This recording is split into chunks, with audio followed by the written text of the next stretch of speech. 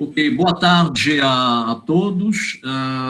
Mais uma vez agradeço a presença de todos aqui no Brasil, em Moçambique, para mais um encontro GeoAfrica 2020. Hoje é o dia 14 de setembro de 2020 e recebemos Vanito Viriato Marcelino Frei. Vanito, nosso colega Vanito, é geógrafo. Ele tem um mestrado em geografia, com ênfase em geografia urbana, que ele defendeu no campus de Jataí, da Universidade Federal de Goiás. Eu tive o privilégio de participar da banca da dissertação de mestrado, alguns anos atrás, me parece que foi em 2013, e se realizou essa pesquisa de mestrado sobre a orientação do professor Dimas.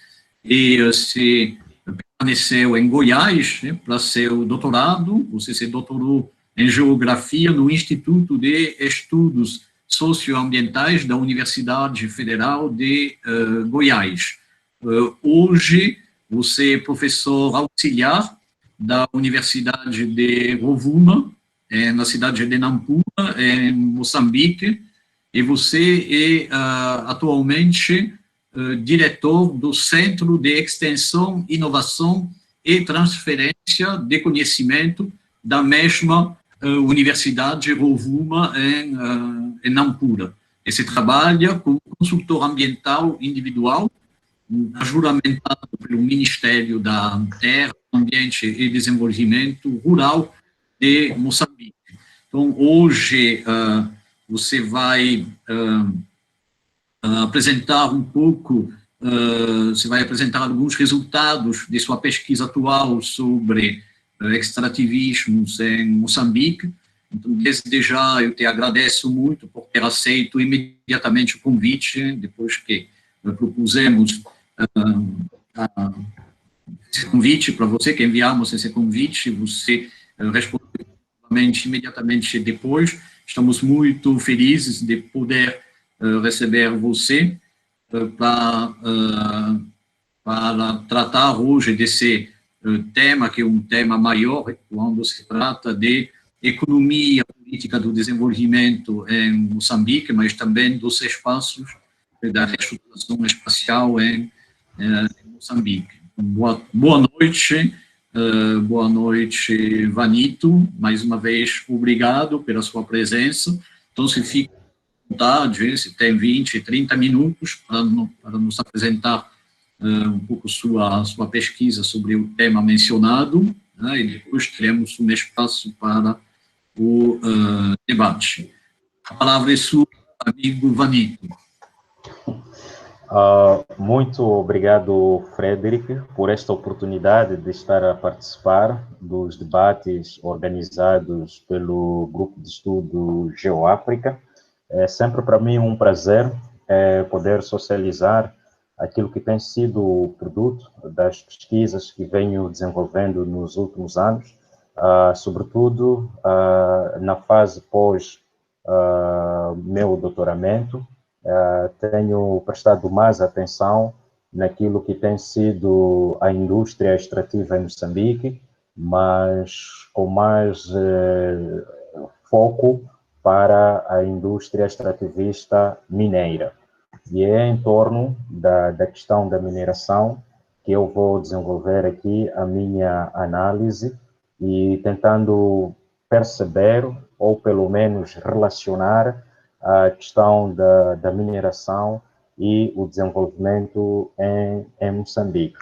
Então, são ideias soltas que venho acumulando ao longo do tempo e também não darei conta de poder fechar toda essa análise nesta apresentação, mas gostaria de socializar, portanto, essas análises com os colegas de Moçambique, com os colegas do Brasil e todos aqueles que neste momento também estão a participar do programa, a quem desde já agradeço por estarem aqui presentes nesse momento para podermos socializar estas ideias soltas em torno do extrativismo e desenvolvimento em Moçambique. Frederic, se prestar atenção, eu acabei colocando um hífen na palavra desenvolvimento, mas só como uma questão de provocação mesmo, só para deixar na dúvida, né, se existe envolvimento ou se existe desenvolvimento em Moçambique. Então, foi de forma muito propositada ao colocar esse hífen na palavra desenvolvimento. Como o professor Frederic falou, eu estou na Universidade Rovuma e, nesse momento, também trabalho como professor auxiliar nos cursos de graduação e pós-graduação da Faculdade de Geociências. Primeiro, eu vou fazer uma contextualização sobre Moçambique, sobretudo para os colegas do Brasil. Talvez seja importante visualizar aqui sobre alguns dados geográficos do nosso país. Então, nós somos um território com cerca de 786.380 quilômetros quadrados de terra firme, em função dos resultados do último recenseamento geral da população e habitação realizado no país em 2017. Somos cerca de 27 milhões de pessoas e desse número, mais que a metade, 66% de moçambicanos encontram-se a residir no meio rural e praticando basicamente a agricultura de alto consumo para a sua vida do dia a dia. Aliás, a agricultura em Moçambique, o setor de atividade econômica que engloba a maior parte da população ativa moçambicana. Literaturas como análise de João Mosca e outros que trabalham na área da agricultura apontam que pelo menos cerca de 70% da população moçambicana consegue seu emprego na agricultura. No entanto, uma agricultura voltada basicamente para o autoconsumo familiar. Para os colegas que estão no Brasil, a nossa capital chama-se Maputo, a nossa língua oficial é o português, mas também temos muitas línguas nacionais, variando de província para província, e mesmo dentro da própria província também, com algumas variações a nível regional. Em termos de organização administrativa, Moçambique está organizado em províncias, distritos, postos administrativos e localidades. Antes de prosseguir com essa análise sobre o extrativismo e desenvolvimento em Moçambique, gostaria, em primeiro lugar, de trazer aqui algumas definições soltas. Na verdade, são noções sobre os termos com que eu vou trabalhar aqui, que é a questão do extrativismo, e vou também trazer aqui uma ideia do território e também do próprio desenvolvimento em si. Então, acredito que esta parte inicial de tentar introduzir quais são os conceitos com que estou a trabalhar nesta análise aqui, penso que é importante também para socializar aos colegas que estão a ouvir sobre qual tem sido a minha ideia em relação a esses conceitos ou definições, se assim querermos dizer. De modo geral, o conceito de extrativismo ele é utilizado para designar atividades de extração ou mesmo de recolha de produtos encontrados na natureza. Diga-se de passagem, no seu sentido mais estrito, o extrativismo, então, tem a ver com a recolha de produtos não cultivados que nós podemos encontrar na natureza. E esses produtos podem ser de diferentes ordens, podem ser produtos vegetais, produtos animais, produtos minerais e por aí em diante. E em função disso, nós também poderemos ter diferentes tipos de extrativismo, dependendo muito do campo semântico da palavra extrativismo em que nós estamos a trabalhar. E, por sua vez, alguns autores, ao estudarem o extrativismo, eles buscam trazer alguma tipologia dessa atividade.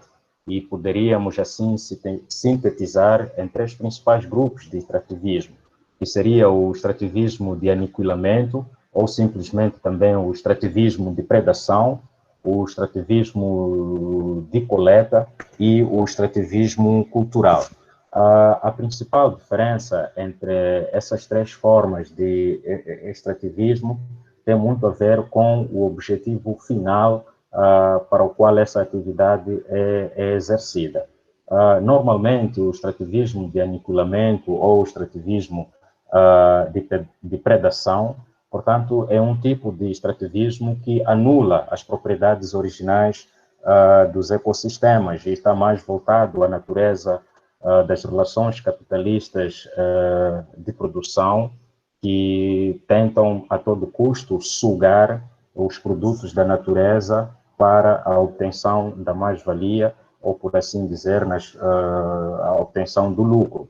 Enquanto que o extrativismo de coleta seria um tipo de extrativismo em que as pessoas elas usam da natureza para a sua sobrevivência. Existe uma sinergia entre a vida das pessoas e aquilo que a natureza pode lhes oferecer para a sua sobrevivência. Então, as pessoas apenas utilizam-se da natureza para que elas, de facto, possam sobreviver sem necessidade de produção de mais-valia, como diria, por exemplo, Karl Marx. E o extrativismo cultural, ele busca, portanto, incutir a ideia de que é necessário ter em consideração o conhecimento das comunidades locais para realizar as atividades extrativas em todas as suas dimensões, quer na mineração, quer na indústria vegetal, etc. Então, é importante enfatizar e privilegiar o conhecimento das comunidades, a conformação social das comunidades, para que, de facto, essa atividade extrativista ela não seja assim tão ruim. Agora, para esta análise específica que pretendo desenvolver aqui neste momento, eu vou buscar entender o extrativismo não como esse extrativismo pela sobrevivência, mas um extrativismo como uma atividade, como uma relação de produção, como uma relação econômica voltada para o mercado. Então, na minha análise, me interessa mais esse extrativismo do ponto de vista capitalista, que é o que mais problemas desencadeia para a sociedade. Então, vou mais ou menos orientar o meu pensamento a partir desse extrativismo predatório. Também trago aqui algumas ideias soltas sobre o conceito de território. Geralmente, nas análises que eu desenvolvo para entender os megaprojetos de mineração em Moçambique, eu tenho me baseado numa categoria analítica da geografia, que é o território. E entendendo o território neste sentido, ao mesmo tempo, na sua dimensão ontológica, assim como também na sua dimensão epistemológica. Ontológica no sentido de compreender o território como algo que efetivamente existe, e na sua dimensão epistemológica, no sentido de entender o território enquanto um instrumento, enquanto uma categoria de análise que nos possibilite a apreensão de uma determinada realidade. No entanto, a categoria território, ela não é intrínseca apenas à geografia. Existem outros ramos de conhecimento que também têm no território o seu objeto de análise. Mas aí a perspectiva com que cada um desses ramos de conhecimento vai tomar em relação ao território, isto é que vai diferenciar. Então, por isso eu considero o território como sendo um conceito polissêmico, já que ele pode ser interpretado a partir de diferentes ramos do saber. Por exemplo, na ciência política, o território é entendido aqui como relação de poder, mas uma relação de poder que privilegia, portanto, o poder ligado ao Estado. Na economia, o território é visto como um fator locacional ou como uma das bases do processo produtivo. Na antropologia, é privilegiada a dimensão simbólica do território.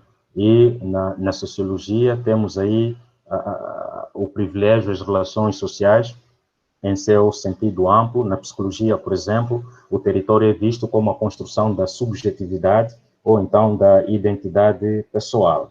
Enfim, considerando que existem várias categorias analíticas da geografia, desde o território, o espaço, o lugar, a região, e cada uma dessas categorias, ao longo da história de desenvolvimento da própria geografia, teve privilégio em certo momento, em detrimento do outro momento, a discussão sobre o território ela começa a aparecer por volta da década de 1970, quando os geógrafos começam a retomar os fundamentos filosóficos do materialismo histórico dialético de Marx.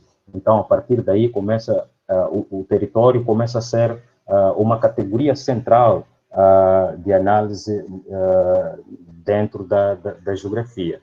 Portanto, vários autores apareceram a tentar conceituar, ou pelo menos dar uma noção de território, que seria, portanto, um instrumento de análise. Aparece, por exemplo, o geógrafo brasileiro Milton Santos, que considera que o território, que é categoria de análise, que interessa a análise geográfica, não é o território em si, aquilo que ele compara com o espaço natural, mas é o território usado que, na percepção de Milton Santos, corresponde, portanto, ao espaço geográfico. Então, é esse território usado que interessa a análise da geografia. E mais adiante, vários autores, já a partir da década de 1990 até hoje, eles tratam o território, portanto, como um espaço geográfico entendido como aquele espaço que é apropriado e utilizado pelo homem. Portanto, isso significa dizer que no espaço as relações sociais se materializam e se reproduzem,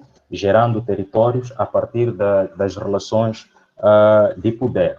Portanto, o que diferencia esta categoria analítica da geografia, o território, em relação às outras categorias, é justamente esta primazia que se dá à análise das relações de poder projetadas ou espacializadas sobre um determinado recorte espacial. Então, vários autores, no princípio, entendiam o território como um substrato, como um referencial apenas que existia e sobre o qual pudesse se construir alguma infraestrutura. Então, autores como Marcelo Lopes de Souza, autores como Rogério Asbert, entre outros, vêm desmistificar essa ideia que está ligada, portanto, à origem do conceito território como sendo um pedaço da superfície da Terra. Não é mais esse pedaço, apesar desse substrato ser importante, mas não é o substrato em si que nós podemos designar de território, embora não é possível entender o território sem também existir um substrato. Então, o que se dá mais ênfase na análise territorial são, de facto, as relações de poder. E é mais ou menos esta categoria analítica com que eu tenho trabalhado já desde 2017 até agora. E trago aqui neste slide uma revisão geral sobre aquilo que, de facto, o território é entendido. Então, existem várias perspectivas teóricas, filosóficas e metodológicas de análise e interpretação de território, desde aquelas que privilegiam o seu caráter físico-material, ou seja, as perspectivas materialistas, e também aquelas que privilegiam o seu caráter ideal ou simbólico do território. E no quadro dessas perspectivas que privilegiam o território enquanto a matéria, podemos encontrar a visão naturalista, que foi iniciada dentro da geografia política por Friedrich Ratzel, um dos primeiros geógrafos que buscou discutir, portanto, implicitamente o conceito de território. No entanto, nesta visão ratzeliana de território, o território aparecia como um solo, o território como ambiente, mais voltado a uma interpretação biológica ou etológica do conceito em si. Território como abrigo, território como proteção, ou território como fonte de alimento. Então, essa é uma visão que predominou durante muito tempo sobre o conceito de território. Mas, por outro lado, também temos uma perspectiva de análise do território a partir de uma visão social marxista. E dentro dessa visão social marxista, podemos ter uma interpretação do território a partir de uma perspectiva econômica que privilegia, portanto, as relações econômicas, uma perspectiva histórica que vê o território enquanto produto de uma construção social historicamente instituída, e também podemos ter uma perspectiva social que enfatiza, portanto, a espacialização das relações sociais na construção dos territórios. E temos também aqui o território no sentido simbólico, e, portanto, vários autores agora, principalmente aqueles ligados à geografia cultural, buscam enfatizar essa análise simbólica do território, ou seja, entender a cultura, os hábitos e os costumes das populações como elementos importantes para podermos compreender o território. E trago aqui, finalmente, uma análise muito breve sobre o desenvolvimento. Não foi possível trazer aqui as várias perspectivas de análise, mas busquei trazer aqui alguns autores, só para a gente poder discutir aqui muito rapidamente. O mercantilismo, o fisiocratismo, a teoria de valor e de trabalho, foram algumas correntes que apareceram ao longo da história da economia política e que buscavam, de certo modo, embora não definindo o conceito de desenvolvimento em si, mas tendiam a apresentar, de facto, suas ideias sobre o que é o desenvolvimento. Alguns entendiam que o desenvolvimento só podia acontecer por meio do Estado, por meio do nacionalismo econômico e da liberdade política. Outros entendiam que não, o desenvolvimento só podia acontecer com um grande investimento na agricultura, ou seja, uma agricultura capitalista, ela seria a base para o desenvolvimento de qualquer nação.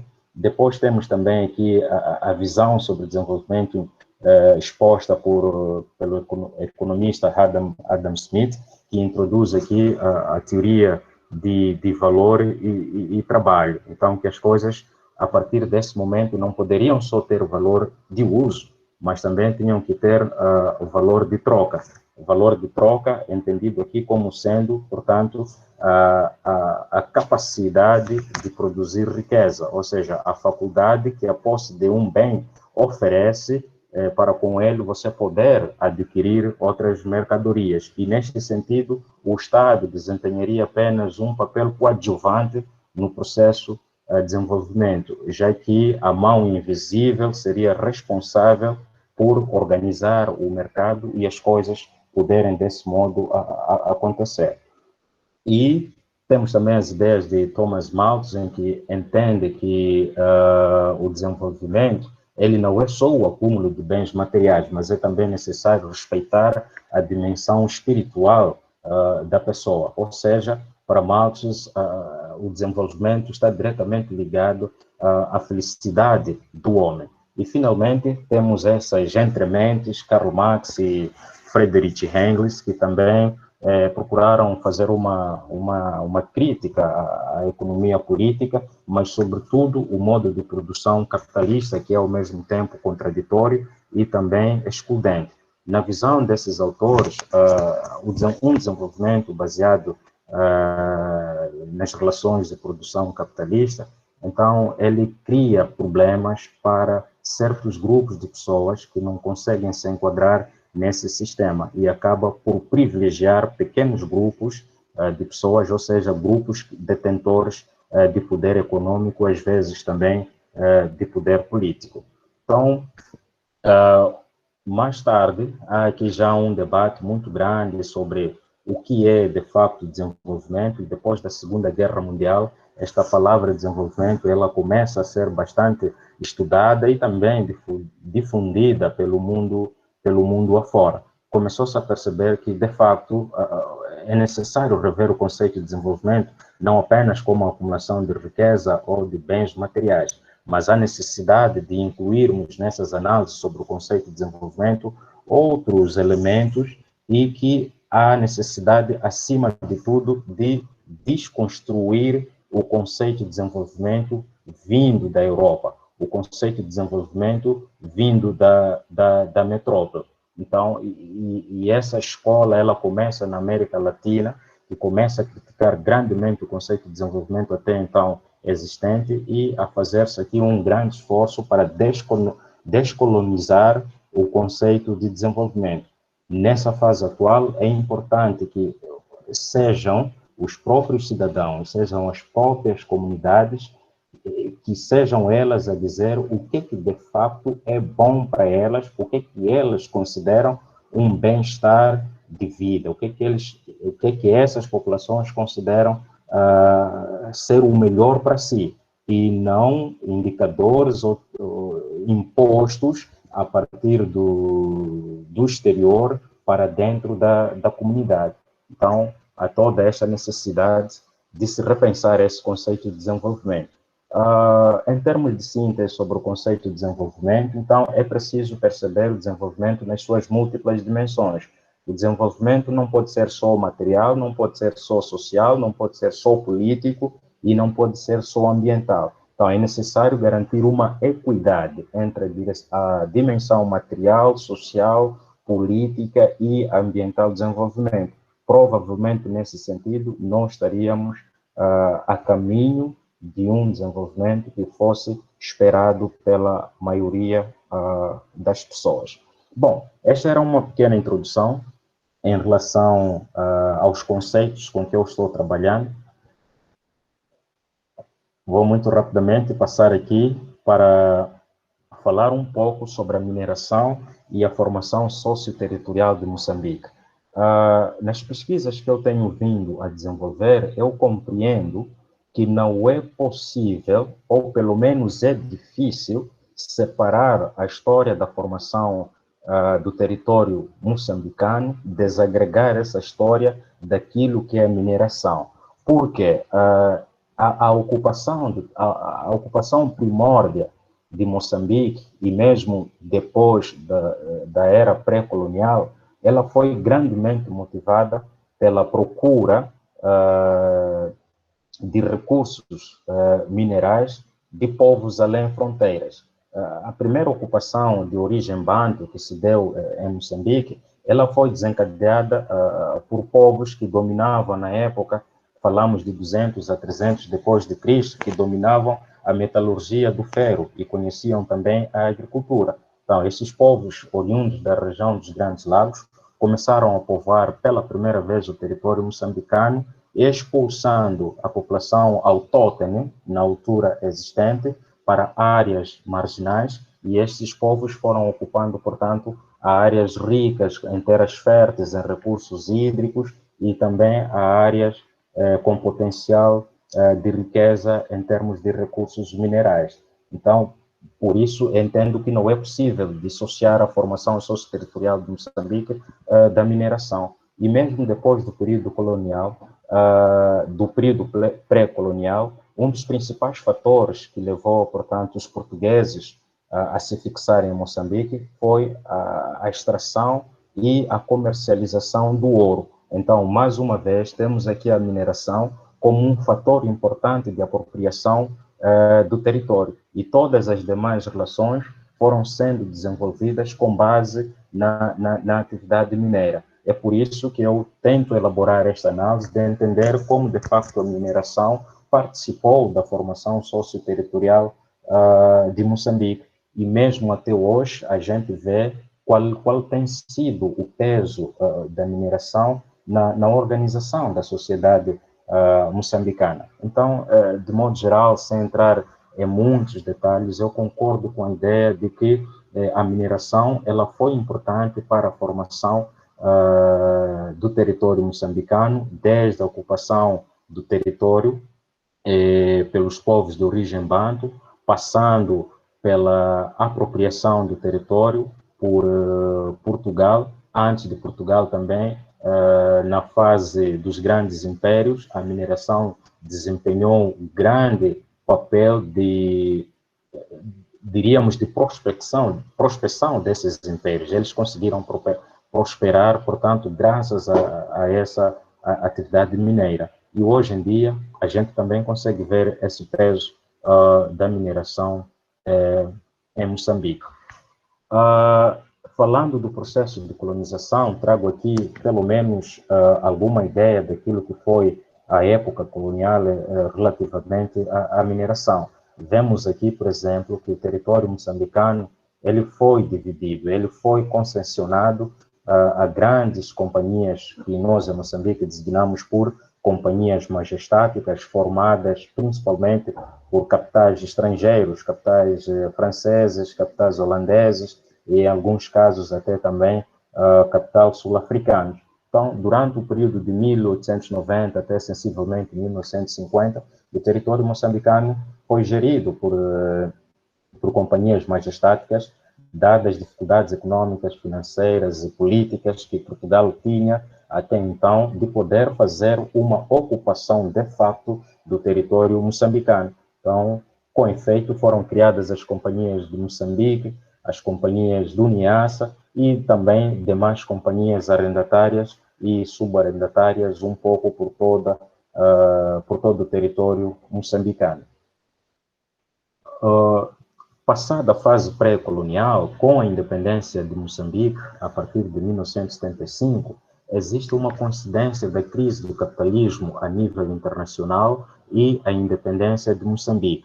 E essa coincidência, ela permitiu, portanto, uma reestruturação produtiva do capital e a territorialização dos megaprojetos de mineração em Moçambique. Ou seja, ao mesmo tempo em que existia uma ação política de independência ao nível do território moçambicano, a nível global, nós tínhamos uma estratégia geopolítica do capital que pretendia, a partir daquele momento, encontrar novos territórios e, principalmente, territórios nos países ditos periféricos e ricos em recursos minerais.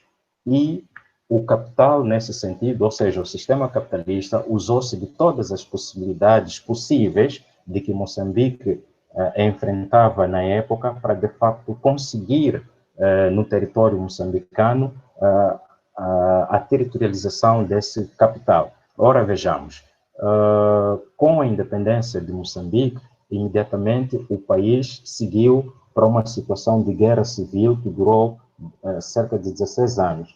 E, aliado à guerra civil, várias calamidades, entre aspas, naturais, também impossibilitaram que, portanto, os desafios que haviam sido colocados na época da independência pudessem, de facto, se materializar conforme apontava o plano prospectivo indicativo de que até 10 anos Moçambique, então, poderia ter almejado uma melhor qualidade de vida e um desenvolvimento para os seus concidadãos. Então, aliados a esses fatores da guerra civil, aliada à questão das secas que o país enfrentava, principalmente na década de 1980, a economia moçambicana estava basicamente de rastros e era necessário encontrar parceiros a nível internacional que pudessem, de facto, apoiar o processo da guerra em Moçambique e garantir uma estabilidade econômica, política e financeira para o país. E, paralelamente, a então União Soviética, que era um grande aliado de Moçambique nos seus planos socialistas, não mais tinha condições para continuar a apoiar os regimes socialistas, principalmente em países africanos. E, de facto, Moçambique também nunca chegou efetivamente a ser um país socialista, como diria João Mosca. Moçambique foi apenas um país de orientação socialista, inclusive até Moçambique tentou participar da Organização dos Países Socialistas e não conseguiu, porque efetivamente não chegou a ser um país socialista. Então, todas essas condições fizeram com que, de facto, o país pudesse encontrar novos parceiros. E esses novos parceiros não estavam mais na União das Repúblicas Socialistas Soviéticas, mas devia agora virar as suas atenções para o Ocidente. É em função disso que, a partir da década de 1970, há todo um trabalho para que, de facto, Moçambique pudesse fazer parte das instituições financeiras internacionais, como o Banco Mundial, o Fundo Monetário Internacional, para, a partir daí, poder ganhar algum financiamento para desencadear o processo de desenvolvimento dentro do território moçambicano. Mas várias foram as condições impostas por essas instituições financeiras internacionais, e uma das condições que mais pesou para Moçambique foi, de facto, a garantia de que o país poderia começar a dar os primeiros passos rumo ao liberalismo econômico, em que o Estado não pudesse mais controlar a economia e apenas ser um mero mediador. e, em função disso, nós vamos ter na década de 1990, não é, a revisão da legislação que até então existia, e em 1994 nós vamos ter, teoricamente, as primeiras eleições multipartidárias em Moçambique. Então, todos esses fatores estão ligados, portanto, a esta ideia da inserção de Moçambique na geopolítica mundial. Havia que, para que pudesse ter apoio, era necessário, de facto, rever grandemente a orientação que o país já vinha desde 1975, que era uma orientação socialista, e devia passar, de facto, para uma economia de mercado. E, para que isso pudesse se conseguir, era necessário mexer com alguns instrumentos jurídicos regulatórios ao nível do território moçambicano. Nós tivemos uma primeira lei de Minas, concebida no momento da orientação socialista. Tivemos também uma lei de investimento estrangeiro, concebida no contexto de orientação socialista de Moçambique, assim como tivemos também uma lei de terras concebida na mesma perspectiva. Esses todos instrumentos, esses todos marcos legais, eles não respondiam, portanto, ou seja, não permitiam uma viabilidade para que, de facto, Moçambique pudesse, a partir de então, conseguir, como eu não diria financiar,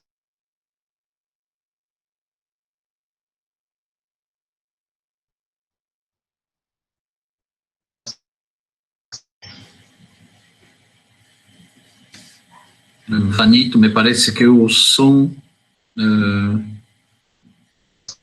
instrumentos internacionais para dentro... Alô? Pode falar, Alô, Vanito. professor Fred? Pode falar, tinha caído o som, mas agora voltou. Ok, tá bom. Então, eu dizia que para permitir o investimento estrangeiro, era necessário mexer com alguma legislação importante em Moçambique. E qual era essa legislação? Era a legislação sobre o investimento estrangeiro, a legislação de terras e a legislação de minas. Todos esses instrumentos foram concebidos num contexto em que o país vivia um regime de orientação socialista. Querendo passar para um regime de economia de mercado, então era necessário fazer uma investida radical nessa legislação. E vimos que, em função disso, nós tivemos uma segunda lei de terras, que está a vigorar até agora, e me parece que ainda está, também parece agora em processo de revisão. Estamos agora diante de uma terceira lei de minas, e estamos também diante de uma segunda lei de investimento estrangeiro. Então, todas essas investidas na legislação nacional, embora se diga que é para acomodar, de facto, as necessidades de desenvolvimento local, mas me parece que essas investidas, elas têm um cunho extremamente diferente, visam, sobretudo, acomodar os interesses de financiamento e os interesses de investimento, mas, sobretudo, do investimento estrangeiro. Trago aqui este mapa, a quem queria desde já agradecer ao professor Eduardo Jane Bata. Peguei este mapa na sua tese de doutorado, que traz aqui algumas empresas, alguns megaprojetos de mineração que nós temos em Moçambique. É claro que não são todos, mas são alguns dos maiores projetos que nós temos. Por exemplo, na bacia do Rovuma, a exploração e liquefação do gás natural pela empresa Nadarco e AN, na província de Cabo Delgado. Temos aqui as areias pesadas de Moma, que foi objeto de minha pesquisa de doutoramento na província de Nampula. A exploração do gás natural de Panditemani, na província de Inhambane. Temos aqui carvão mineral de Moatize, explorado pela Vale, entre outros megaprojetos que nós podemos encontrar no país. Agora, nesta fase já final da minha apresentação, vou tentar aqui relacionar a questão da mineração em Moçambique e o processo de desenvolvimento. Eu não vou aqui precisar se de facto há ou não desenvolvimento em função da mineração, mas vou deixar com que as ilações sejam feitas pelos colegas que estão a ouvir e por todas as pessoas também que estão presentes aqui nesse debate. Uma das primeiras questões que muito se critica em Moçambique tem a ver com a questão do reassentamento. Existe um discurso político economicista de que é possível melhorar as condições de vida das populações a partir de processos de reassentamento. Às vezes, esses discursos, eles baseiam-se no facto de que, como a população anteriormente, por exemplo, vivia numa casa de palhota, aí a população, depois de reassentada, pode, teoricamente, passar para uma casa de construção convencional e de chapas de zinco, como a gente fala aqui em Moçambique. Então, algumas pessoas entendem isso como sendo, de facto, um desenvolvimento. Mas, conversando, de facto, com os sujeitos da terra, percebe-se que, de facto, eles andam insatisfeitos com esses processos de reassentamento.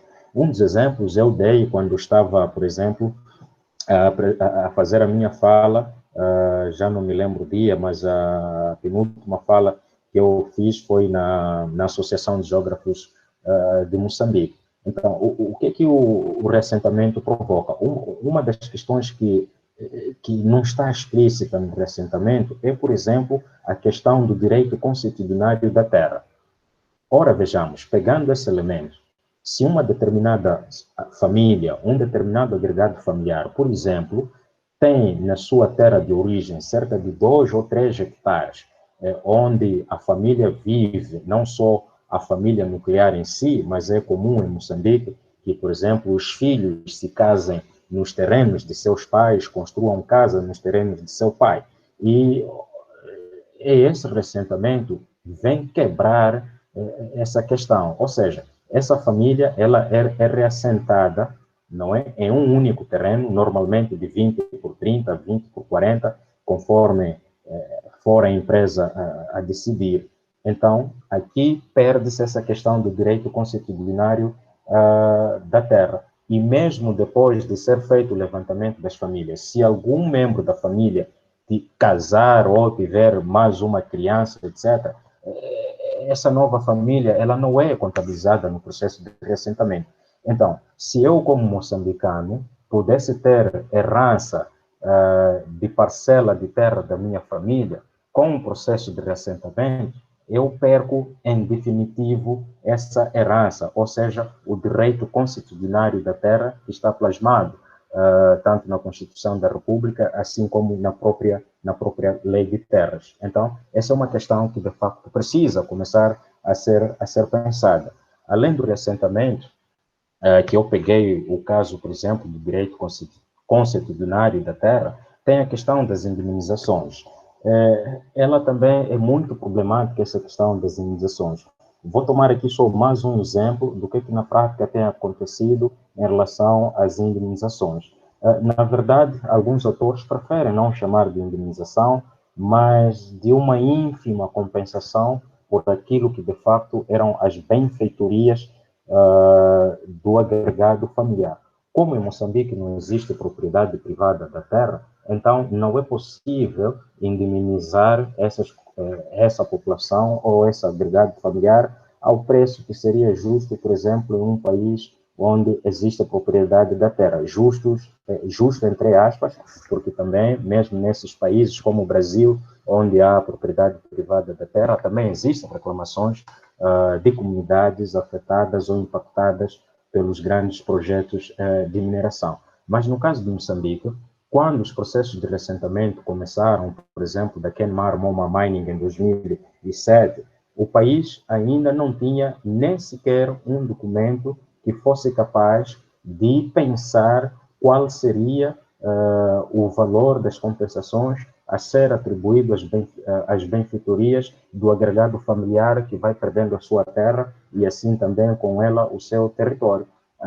Ao nível da província de Nampula, por exemplo, o primeiro documento que aparece que estabelece balizas das indemnizações, ele data de 2011, mas antes disso, várias famílias em Moma, no distrito de Moma, província de Nampula, já tinham sido indemnizadas, e o valor das indemnizações era, entre aspas, um acordo que se deveria chegar entre a empresa mineradora, as comunidades, e estando os governos locais apenas como meros mediadores. E até hoje reclama-se muito a questão das indemnizações. Por exemplo, se uma árvore de cajueiro, que é, portanto, uma cultura de rendimento, pode produzir até 30, 35 anos, o cajueiro comum pode chegar até essa idade de produção, o agregado familiar pode receber cerca de 1.100 meticais por uma árvore de cajueiro comum em produção.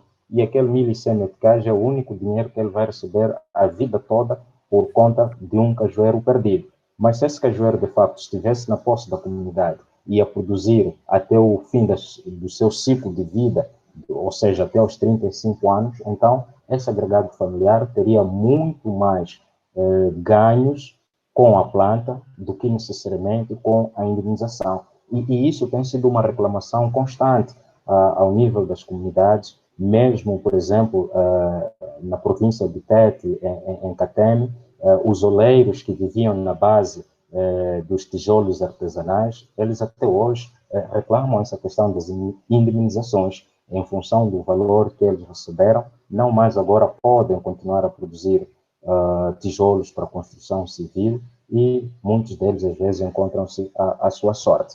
Agora, conversava recentemente com um colega e ele dizia assim para mim: olha, Frei, há necessidade de a gente insistir na nossa análise de que a mineração ela não é de todo ruim, como pode parecer, mas é necessário que na nossa análise a gente comece a discutir fundamentalmente como a mineração pode, de facto, contribuir para o bem-estar dos moçambicanos.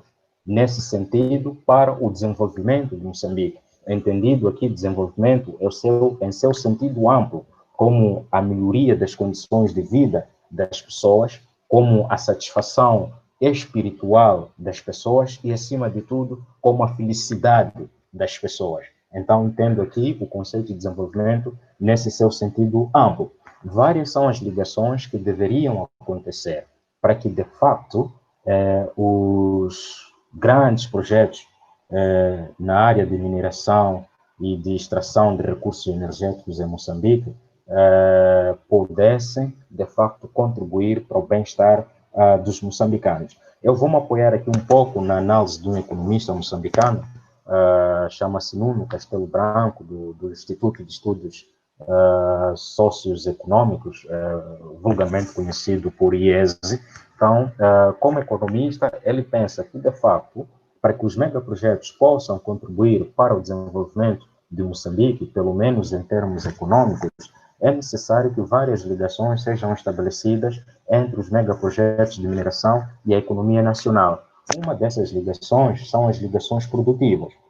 E essas ligações produtivas, elas devem ser percebidas tanto a montante como a jusante dos megaprojetos de mineração. A montante seria a capacidade de existir dentro do mercado nacional fornecedores que pudessem estabelecer essa ligação entre a atividade de um determinado megaprojeto e as demandas de que esse megaprojeto precisa, que essas demandas fossem atendidas não a partir do mercado externo, mas a partir do mercado interno. Também poderiam haver, portanto, essas ligações produtivas a jusante, ou seja, tendo em conta os consumidores. Por quê?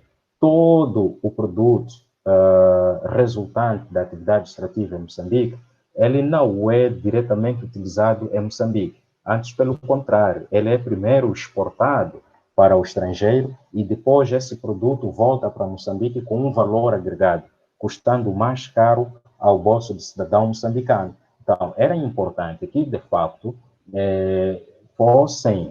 a economia nacional fosse capaz de constituir formas de que houvessem essas ligações produtivas. Ora, os megaprojetos, eles não estão preocupados em estabelecer essas ligações produtivas com a economia nacional, porque eles já têm os seus mercados garantidos no mercado internacional, porque eles já conhecem em que lugares podem comprar ou adquirir as suas demandas em termos de tecnologia, equipamentos, etc. Então, há toda aqui uma necessidade dos moçambicanos, de facto, começarem a pensar como podem estabelecer essas ligações produtivas e como podem, de certa forma, eu não diria sensibilizar, porque seria muito romancismo da minha parte, mas como podem induzir a essas grandes empresas em Moçambique para que, de facto, elas possam, pelo menos, a fazer algum processamento inicial aqui em Moçambique, para depois, posteriormente, o produto ser exportado e não mais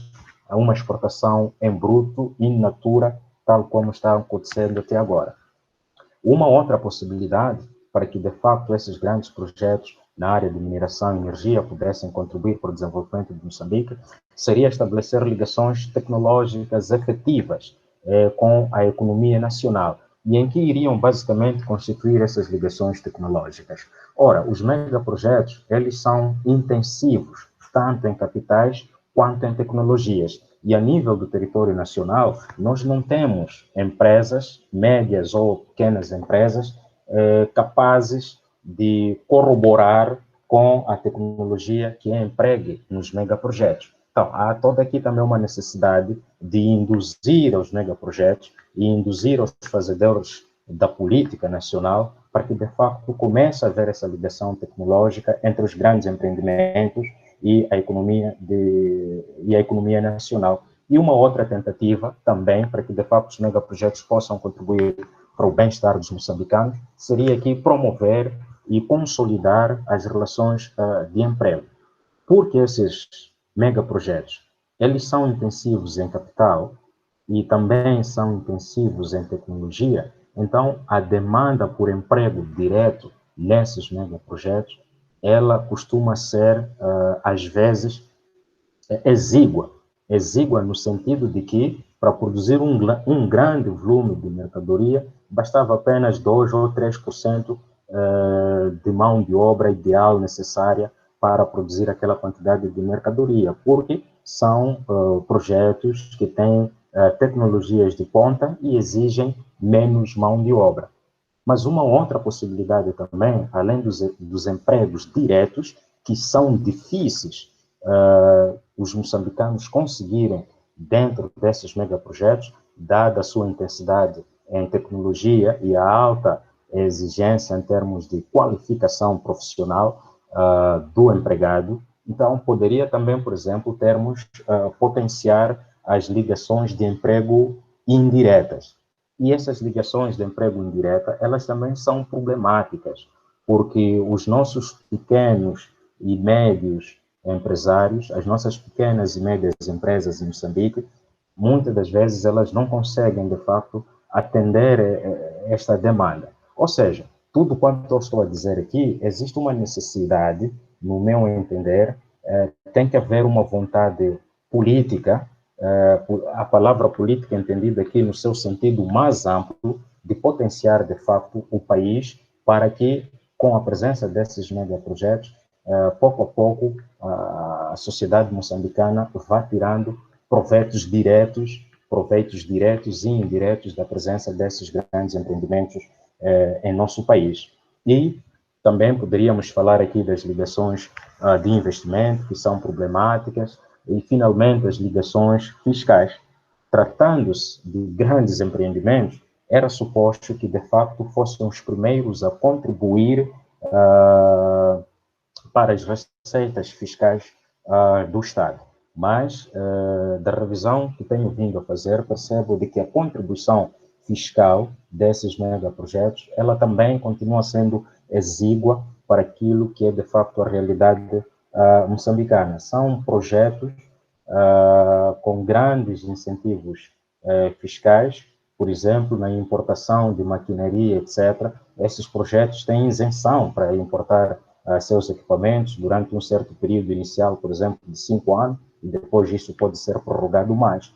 Mas, em contrapartida, existem pequenas e médias empresas em Moçambique cuja contribuição tem sido maior para os cofres do Estado em relação, portanto, aos grandes empreendimentos de mineração no país. Então, há toda uma necessidade da gente começar a repensar que tipo de desenvolvimento, de facto, pretendemos alcançar em Moçambique, se é esse desenvolvimento baseado num sistema de relações de produção capitalista, em que temos, ao mesmo tempo, um maior número de pessoas sendo excluídas do processo e um pequeno número de pessoas sendo beneficiadas com a presença desses megaprojetos no nosso país. Bom, concluindo, Frederic, já estou mesmo aqui a fechar. Trago um texto aqui, meio longo, e eu gostaria só um minuto para poder ler. Então, eu trago aqui duas perguntas. Os megaprojetos contribuem ou não para o desenvolvimento social e econômico de Moçambique? E que desafios para Moçambique em função da presença dos megaprojetos em nosso território nacional? Então, como diria Nuno Castelo Branco, a resposta a estas questões depende da capacidade dos moçambicanos reterem parte da riqueza produzida por estes megaprojetos. Esta retenção podia fazer-se a partir das várias ligações de que anteriormente me referi, pois estas ligações permitem multiplicar investimento, redistribuir rendimento, promover consumo e melhorar as capacidades produtivas dos moçambicanos. Se, por um lado, o megaprojeto for uma ilha isolada do resto da economia, a retenção será mínima ou nula. E se, por outro lado, o megaprojeto tiver estabelecido fortes ligações com a economia que o rodeia, a retenção aumentará e, com essa retenção, aumentará o impacto social positivo do megaprojeto. Por fim, me parece ser importante que o quadro jurídico regulatório sobre a indústria extrativa em Moçambique seja fortalecido, assim também como é fundamental a vontade política para que os maiores beneficiários das atividades extrativas em Moçambique sejam, de facto, os moçambicanos. Então, prezados colegas, eu iria terminar com a minha apresentação por aqui e obrigado, Frederic, por esse tempo disponibilizado. Muito obrigado, professor Vanito, pela palestra sobre esse tema tão instigante. A gente vai passar agora para o debate. Vou finalizar a gravação, vou interromper a gravação do evento.